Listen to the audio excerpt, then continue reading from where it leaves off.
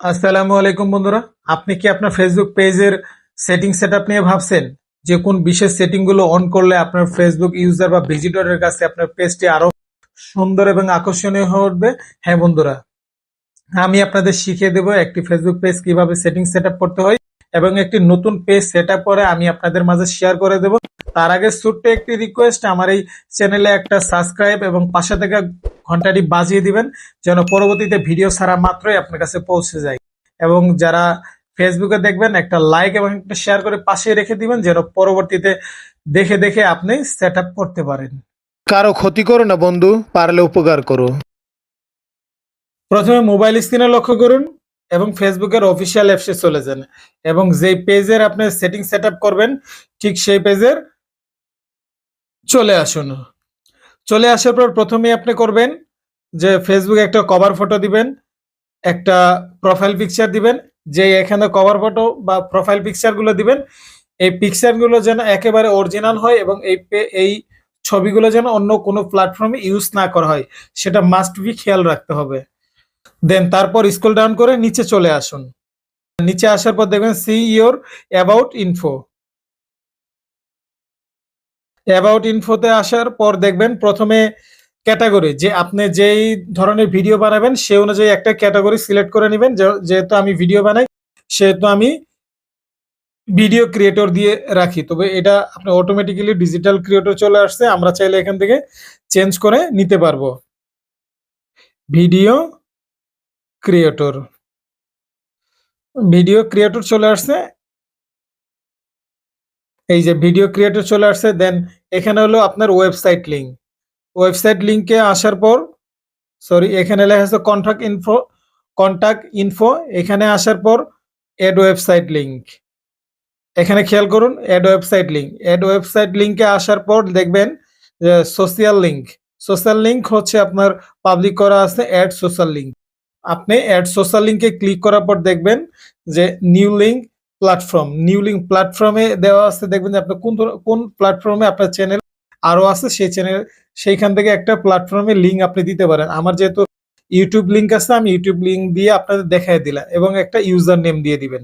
User নেমটা কি যেন আপনার যেই ইউটিউব চ্যানেলে একটা ইউজার নেম দেওয়া আছে সেই ইউজার নেমটাই এখানে ক্লিক করে দেবেন, নামটা লিখে দিবেন।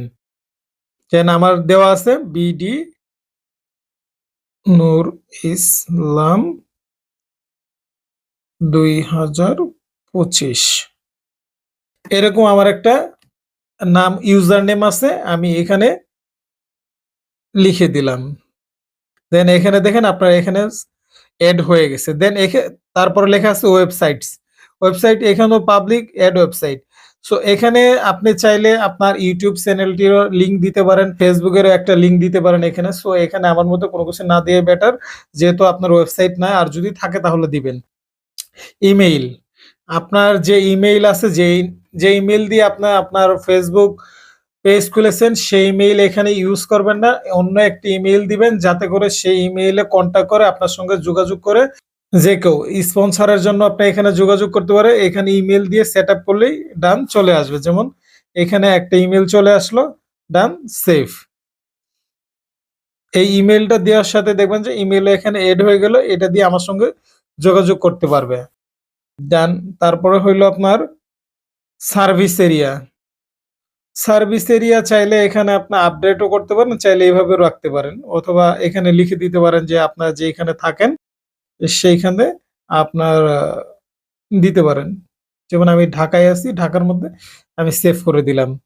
দেন এড ফোন নাম্বার, যে ফোন নাম্বারটা এখানে আপনি ইউজ করবেন সেটা যেন আপনার নিজের হয় এবং এই নাম্বার যেন কোথাও কোনো চ্যানেলে যেন দেওয়া না থাকে, এবং এদিকে সাবধান থাকতে হবে যে এই নাম্বার দিয়ে চ্যানেল খুললেন, এই নাম্বার দিয়ে আপনার আবার এখানে ওপেনলি এটা দিয়ে দিলেন, তাহলে আবার হ্যাকারদের কাছ থেকে সোজা হয়ে যাবে আপনার চ্যানেলটিকে হ্যাক করার জন্য। সো বি কেয়ারফুল, এখানে অন্য নাম্বার ইউজ করবেন। সো এই তারপরে হলো work experience at college, at high school, at city, এগুলো যে যার মতো দিয়ে দিবেন। তারপরে হলো আপনার at price range. At price range আমি ম্যাক্সিমাম সময় এই যে আপনার 4টে এস আলা আছে, এস এর মতো দেখতে ডলার সাইন। সো এটা আমি দিয়ে রাখি ম্যাক্সিমাম টাইম। তারপর সে বার্থডে, আপনারা একটা জিনিস খেয়াল রাখবেন, আপনারা যে জন্ম তারিখটা এখানে দিবেন সে দিতে পারেন, কিন্তু আপনার একটা জিনিস মাথায় রাখতে হবে, আপনার জন্ম সালটা এখানে হিডেন রাখতে হবে, বাকিগুলো আপনি ওপেন রাখতে পারেন। সো আমি এটি দেখিয়ে দিলাম না, এটা একদম সহজ আছে।